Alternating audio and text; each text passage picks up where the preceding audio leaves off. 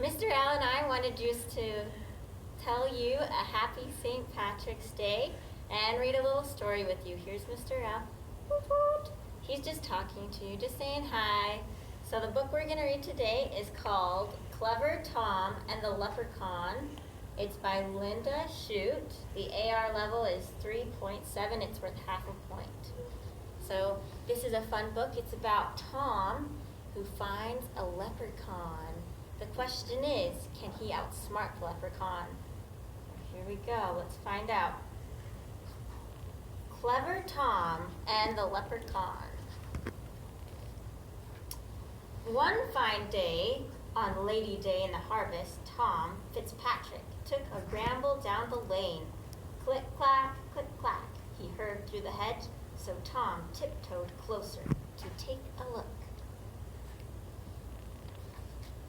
The clacking sound stopped when Tom peeped through the bushes, and in the shadow, what did he see?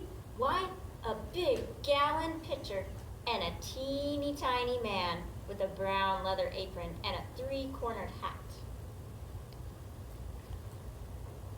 Up the small man climbed on his wee wooden stool and dipped his little piggin into the crock. Then he settled down with his full mug beside him to hammer on the heel of a fairy-sized shoe. By the powers, thought Tom, it's a leprechaun. If I catch him and scare him, he'll give me his gold. Since I'm a clever fellow, that should be simple. Before the sun sets, I'll have my fortune made. Do you think he's gonna catch the leprechaun? Tom stared at the leprechaun and tried not to blink. He knew that if he looked away, the old man would escape. Then he crept up quite near and tipped his hat, politely saying, "Good day to you, neighbor. Blessings on your work." "Thank you kindly," said the small one, but he never looked up. He just kept on tapping at the heel piece of the brogue. Tom moved his hand closer while he smiled very sweetly and said, "Today's a holiday. You shouldn't have to work." The leprechaun frowned and answered Tom sharply, "If I do, that's my business and none of your own.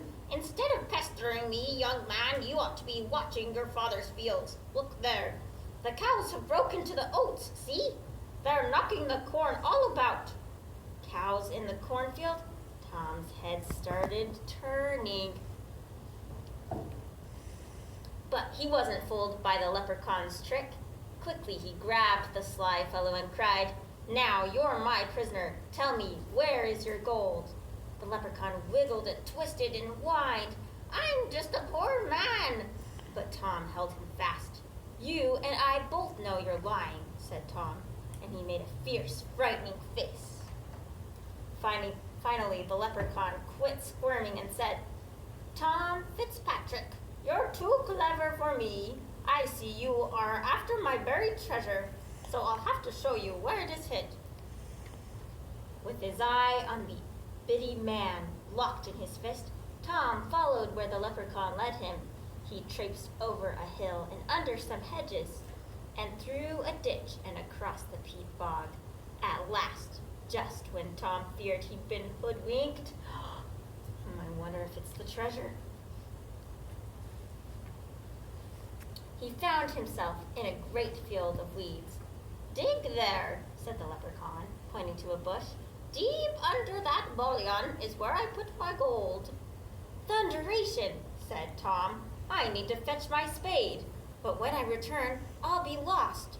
There are 40 acres of bullions here, and each plant looks just like the other."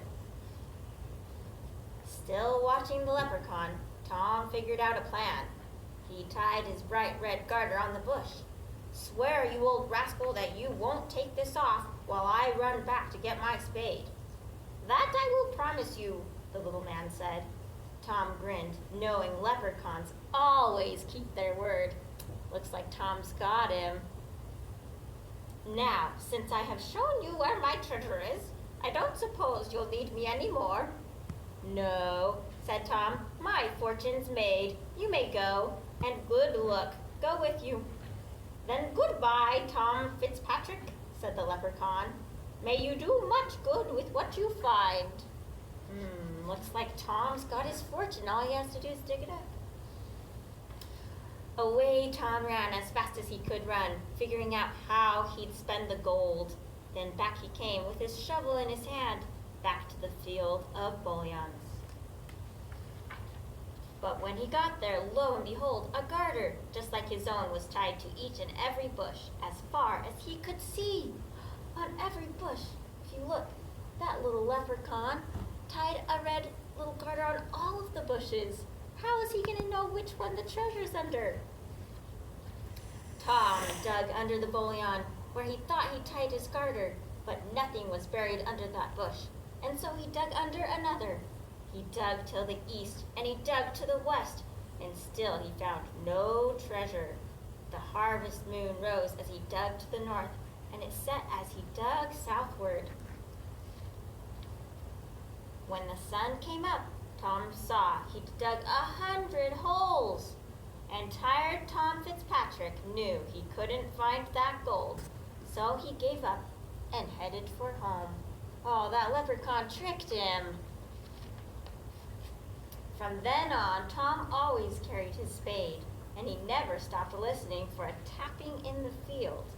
Every chance he got, he'd tell how he nearly found the gold.